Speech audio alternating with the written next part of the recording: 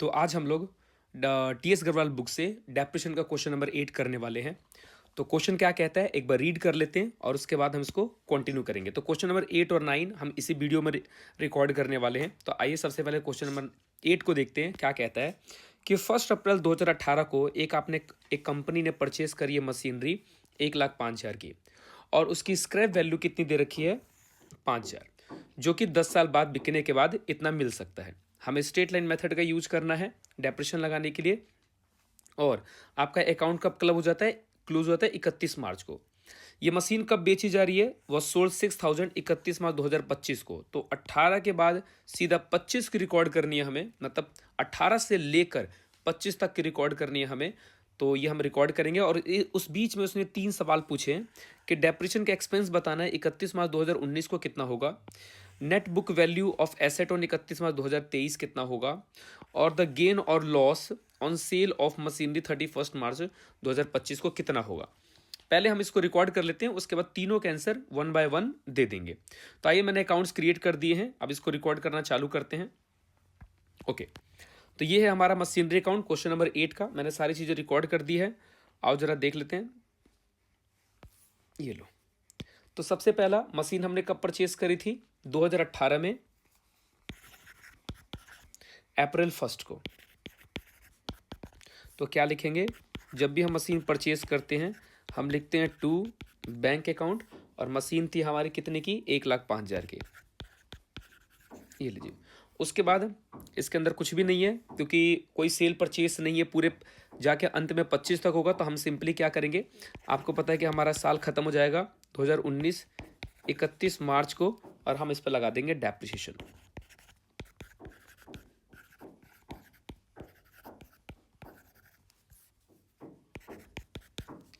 Okay, depression account निकालने के लिए हम वर्किंग नोट का यूज कर रहे हैं। आ जाओ जरा, वर्किंग नोट बना रहा हूं मैं इसका, नीचे आ जाते हैं।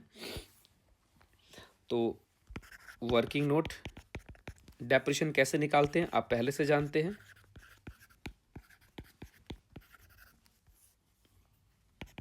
फॉर्मूला होता है इसका कॉस्ट ऑफ मशीन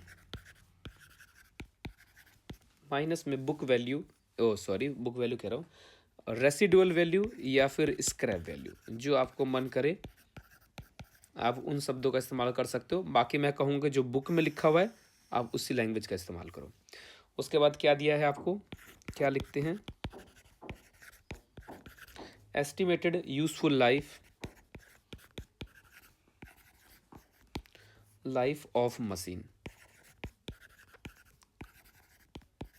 आइए तो डेप्रेशन निकालते हैं। आपको मशीन की कॉस्ट कितनी दे रखी थी 105,000, और उसकी स्क्रैप वैल्यू कितनी है 5,000। नंबर ऑफ जो ईयर है वो 10 ईयर है, तो ये आपका आ जाएगा 1,00,000 डिवाइडेड बाय 10। इसको अगर आप कट करते हो तो आपका डेप्रेशन हर ईयर का कितना हो जाएगा 10,000। आओ तो हम इसको रिकॉर्ड कर लेते हैं अब यहाँ पर 10,000 से। उसके बाद फिर से 31 मार्च को ही वापस से डेट डालकर आपको इसका बैलेंस निकाल देना है बाय बैलेंस CD। इसको माइनस करोगे आप तो ये आ जाएगा आपका 95,000, और टोटल करोगे तो सेम वही 105,000 आ जाएगा। और ऐसा आपको पूरे 2025 24-25 तक, या कह लो 23-24 तक करना, फिर 24-25 में हम इसको सेल करेंगे। तो अब मैं फटाफट इसको रिकॉर्ड करता हूँ। अब अगले साल का ट्रांसफ़र कर रहा हूँ मैं यहाँ पर 2019 अप्रैल 1 CD बन जाएगा आपका बैलेंस BD। कितना था आपका 95,000। उसके बाद क्या करना है आपको, अकाउंट्स को क्लोज कर देना है। तो account close 2020 31 March by depreciation account. कितना हो जाएगा आपका ये, फिर से सेम 10,000, और इसको इसमें से माइनस कर दो 95 में से तो 85। तो इसका टोटल कितना आ रहा है 95। मैं इसका अकाउंट, मैं 2 लाइन यहाँ पे खींचना भूल गया हूँ। अकाउंट क्लोज करने के लिए 2 लाइन का यूज़ करना पड़ता है आपको। तो इसका भी टोटल कर दो आप 95,000। यहाँ पे आपको 2 लाइन खींचनी है। लो जी, तो ये हो गया आपके 2 साल के रिकॉर्ड। अब अगला तीसरा साल आता है 2020 अप्रैल 1 टू बैलेंस BD 85,000। कितना बचा था? 85,000। ठीक है,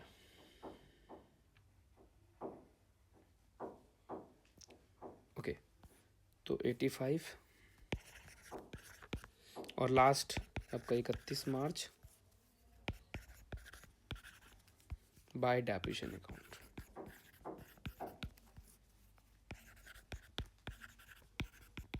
मैं इसको थोड़ा जल्दी जल्दी फॉरवर्ड में रिकॉर्ड कर रहा हूँ।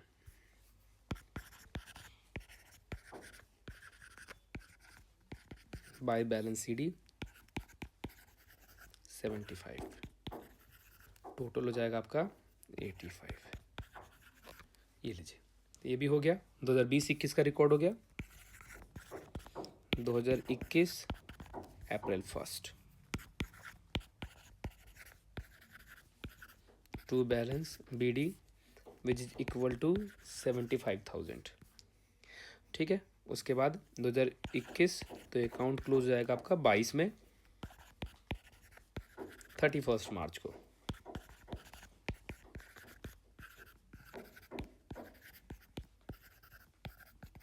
बाय डेप्रिसिएशन अकाउंट आपका सेम 10,000 लग जाएगा और सेम ईयर को आप इसकी क्या निकाल दोगे? बाय बैलेंस CD, जो कि निकलेगा आपका 65,000 और उसको सम कर दोगे तो 75 इधर भी आएगा, 75 इधर भी आएगा।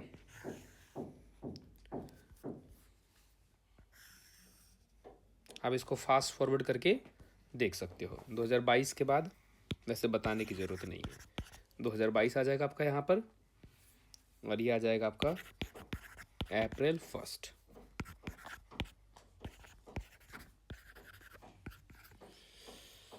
Okay, to balance BD 65,000।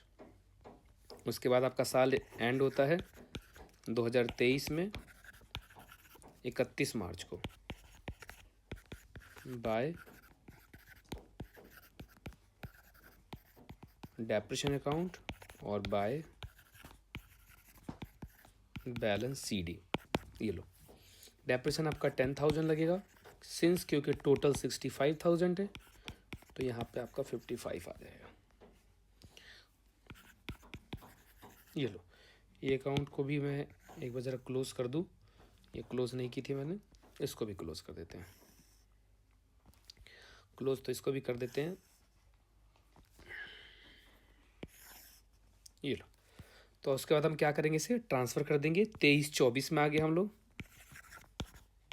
2023 April 1 same adjective to balance BD।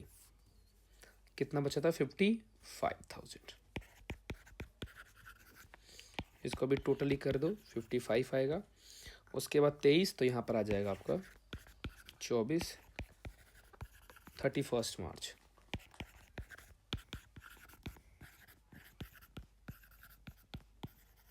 Bye depreciation account and by balance CD 31 March को आएगा। डेप्रिसिएशन में तो कोई भी चेंजेस नहीं है। हाँ, इसमें चेंजेस आएगा क्योंकि टोटल कितना है? 55,000। ओके, अकाउंट क्लोज हो गया। अब आपकी आती है मेन कहानी जहाँ पे ज़रूरत थी। 2024 अप्रैल 1 आपको यहीं पर रुकना है क्योंकि यहाँ पर इसने बोला है कि सेल किया है। तो मैं आपको दोबारा से एक बार क्वेश्चन रीड करके दिखा देता हूँ। 45,000। आओ एक बार क्वेश्चन पे वापस चलते हैं, रिपीट करते हैं। मैं इसको रेज कर देता हूँ। उसके बाद आपको दोबारा से जो सेल वाली वैल्यू है वो पढ़ के सिखाता हूँ। तो क्वेश्चन क्या बोल रहा है कि द मशीन वो सोल्ड 6,000 ऑन 1 2025, यानी 31 मार्च 2025 को जो मशीन चल रही थी उसको बेच दिया गया है। तो आओ जरा इसको सेल करते हैं 6,000 में। यही मशीन को बेचा गया है 2025 में, इसका मतलब पूरे साल, इस साल भी यूज किया गया है 2025 31 मार्च। तो आप ये क्या करोगे, यहाँ पे अब जब बेचते हैं तो लिखा जाता है बाय बैंक अकाउंट। सेल के लिए आप बाय बैंक वर्ड का यूज करोगे। उसके बाद डेप्रिसिएशन भी पूरा ही लगेगा क्योंकि आपने पूरे साल यूज किया है इसको। तो बाय डेप्रिसिएशन अकाउंट, और डेप्रिसिएशन पूरे 10,000 का लग गया। तो आपका प्रॉफिट एंड लॉस ऐसे कोई खास कैलकुलेशन करने की ज़रूरत नहीं पड़ेगी। सीधे बात है, जब यहाँ लॉस होता है तो हम रिकॉर्ड करते हैं और लॉस ही आएगा इस क्वेश्चन पे। आपका टोटल कितना है, 45,000। ये लो, मैं इस अकाउंट को पहले क्लोज कर दे रहा हूँ, उसके बाद मैं आप इसका प्रॉफिट एंड लॉस आपको निकाल के दिखा दे रहा हूँ। ये बड़ा मेरे को टास्क थोड़ा हार्ड सा लगता है, हटा देता हूँ।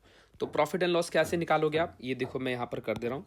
आपकी मशीन 45,000 की है, जिसमें से आपने 10,000 की क्या लगा दी, डेप्रिसिएशन पूरे साल।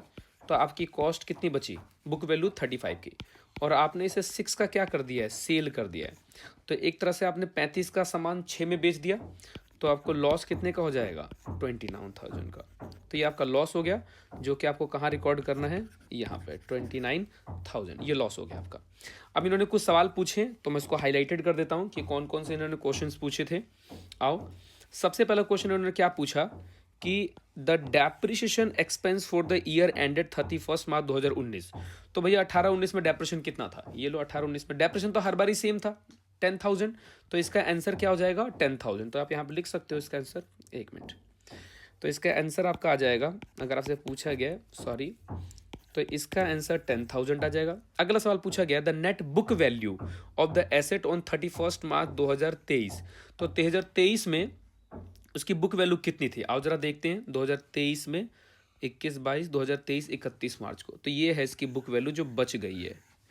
31 मार्च को उसकी बुक वैल्यू कितनी बच गई है, 55,000। तो इसका आंसर आएगा, बुक वैल्यू का मतलब डेप्रिसिएशन घटाने के बाद जो बच गई है। उसके बाद पूछा है गेन और लॉस, तो आपने देख ही लिया था, 29,000 आ रहा है, 29,000। तो ये था आपका सोल्यूशन 8 का। आइए जरा अब 9th क्वेश्चन को भी देखते हैं। ओके, तो अब हम लोग 9th क्वेश्चन करते हैं। 9th क्वेश्चन में क्या बोला गया है, आइए जरा देखते हैं।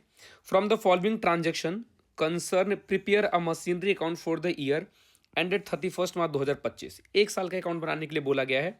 क्या बोला इन्होंने, 1 अप्रैल 2024 को एक मशीन परचेज करिए सेकेंड हैंड, और 1 अप्रैल को ही उस पर कुछ खर्चे किए 10,000 रिपेयर करने के लिए। फिर 30 सितंबर 2024 को परचेज किया एडिशनल न्यू मशीनरी 20,000 का, और 31 दिसंबर 2024 को रिपेयर एंड रिन्यूअल मशीनरी करी है। बस इसके अंदर एक चीज़ की कैच है। कैच क्या है, आप इन दोनों को देखोगे तो ये मशीन आपने जो परचेज करी सेम डे पर आपने उसकी सर्विस करवा दी है, तो हम इसकी मशीन की कॉस्ट मानेंगे 50,000। लेकिन दूसरे केस में क्या हुआ है कि मशीन आपने 20,000 की परचेज करी है, पर इसका रिपेयर करवाया है 31 दिसंबर को, यानी सितंबर हटा दो, अक्टूबर, नवंबर, दिसंबर, 3 महीने बाद। तो इसको हम कॉस्ट का पार्ट नहीं मानेंगे, ठीक है ना। हम कॉस्ट इसको क्या मानेंगे, सिर्फ 20,000। ये इसके अंदर एक कैच था। अगर सेम डे पर अगर आप कोई चीज एक्सपेंस करते हो मशीन के ऊपर, तो आप उसकी कॉस्ट मानते हो। अगर सेम डे नहीं कर रहे हो, जैसे इस क्वेश्चन में बोला गया है, तो आप उसकी कॉस्ट नहीं मानोगे। तो आओ जरा इसको रिकॉर्ड करते हैं हम लोग। इसको मैं हटा देता हूं, इसको रिकॉर्ड करते हैं, स्टार्ट करते हैं अपना रिकॉर्डिंग। बहुत छोटा सा क्वेश्चन है, ये हटा देते हैं इसको। तो आगे हमारा क्वेश्चन नंबर 9 क्वेश्चन। अब क्या बोलता है, इसने क्या किया था 2024 में अप्रैल 1 को एक मशीन परचेज करी। तो मशीन जब भी परचेज करते हैं बैंक अकाउंट लिखते हैं, और इसे मैं बोलूँगा मशीन 1। 2 मशीन परचेज करिए, और इसके अंदर 40,000 प्लस में 10,000 ऐड होगा, तो इस मशीन की कॉस्ट कितनी हो जाएगी, 50,000 में। सेम डे, सेम ईयर में, सॉरी, आपने क्या किया था, सितंबर 30 को एक और मशीन परचेज किया था टू बैंक अकाउंट, लेकिन उसकी कॉस्ट कितनी मानी जाएगी, सिर्फ 20,000, क्योंकि उसके अंदर जो एडिशनल खर्चा किया वो डेट बदल गई है, तो इसकी कॉस्ट हम नहीं मानते हैं। आओ अब हम इसका डेप्रिसिएशन निकाल लेते हैं। 2025, छोटा सा क्वेश्चन है बहुत, 31 मार्च बाय डेप्रिसिएशन अकाउंट। अब डेप्रिसिएशन की हमने कहानी पढ़ी नहीं थी कि मशीन पे कैसे कॉस्ट लग रही है, तो 2 मशीन है। आओ जरा एक बार दोबारा से रीड कर लेते हैं मशीन के डेप्रिसिएशन की क्या कहानी है इसमें। तो मशीन कह रहा है कि 31 मार्च 2025 को डेप्रिसिएशन जो थी मशीन को 10% पर एनम है। बहुत अच्छी बात है। देखिए इस वाले मशीन पर तो पूरे साल की डेप्रिसिएशन लगेगी, यानी इसको जोड़कर 50,000 पर। लेकिन 30 सितंबर वाले पे जो लगेगी वो 1 अक्टूबर से स्टार्ट होगा और 31 मार्च तक जाएगा, जो कि 6 महीने बनते हैं। तो दूसरे मशीन पे सिर्फ 6 मंथ की डेप्रेशन लगेगी। तो मशीन 1 पे पूरे साल की डेप्रेशन लगेगी 50,000 के ऊपर। अगर 10% निकालोगे आप, लो मैं थोड़ा अलग अलग करके निकाल के दिखा देता हूँ आपको। ये लो 50,000 पे पूरे साल का लगेगा 10%। तो इसको 0 से 0 काट दो आप, ये लो, ये कट गया, ये कट गया, और इस 0 से ये 0 कट गया। तो आंसर कितना आया इसका? 50,000। ओ 5,000। उसके बाद मशीन 2 है, मशीन 2 पे भी लगा लेते हैं। मशीन 2 पे कितना लगेगा? आपने मशीन परचेज करी है 20,000 की, लगेगा इस पर भी 10% फॉर द मंथ ऑफ 6 महीने के लिए लगेगी। तो इसे कटपिट कर दो आप, ये लो 6 2 जा 12, 0 से 0 कट गया, इस 0 से इस 0 को भी काट देंगे, ये 2 से इसको काट दो, तो 1000 आ रहा है। तो एक तरह से आपकी इस वैल्यू की मशीन की कितनी है? 1000 है। बाकी आप इसे वर्किंग नोट में करना, अगर आपको करने का मन करे तो मैं दोनों को जोड़ दे रहा हूँ, क्योंकि ज़्यादा कुछ करना नहीं था तो मैंने यहीं पे कर दिया 6000। फिर सेम डे 31 मार्च को ही हम इसका क्या निकाल लेंगे? बाय बैलेंस CD, मशीन 1 का बैलेंस, मशीन 2 का बैलेंस। मशीन 1 का बैलेंस कैसे निकालोगे आप? तो आप देख सकते हो मशीन 1 की कॉस्ट कितनी है? 50, और उसका डेप्रेशन है 5,000, तो ये बचेगा 45,000।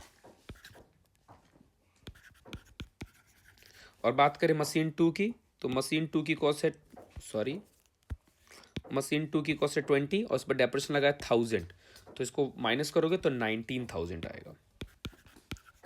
इसको आप टोटल कर दो, तो टोटल करने पर आ रहा है ये 64,000। ये लो, आपका अकाउंट यहीं पे ख़त्म हो जाता है। इन दोनों को ऐड कर दो, 64 और 6 कितना आ जाएगा? 70,000। सिंस क्योंकि मैंने अकाउंट क्लोज नहीं किए हैं तो आपको 2 लाइन खींचने पड़ेंगे, यहाँ पर 2 लाइन खींच लो आप। उसके बाद इधर भी आ जाएगा आपका 70,000। बस इतना ही करना था इस क्वेश्चन के अंदर, और कुछ खास नहीं था इसके अंदर। बस आपको ये समझाया जा रहा था कि सेम डे पे मशीन परचेज करने पर आपको कॉस्ट का पार्ट बनाना है, और सेम डे पे अगर रिपेयर कुछ खर्चे करते नहीं हो तो उसको कॉस्ट का पार्ट नहीं मानते। तो बस ये इतना ही था। धन्यवाद बच्चों।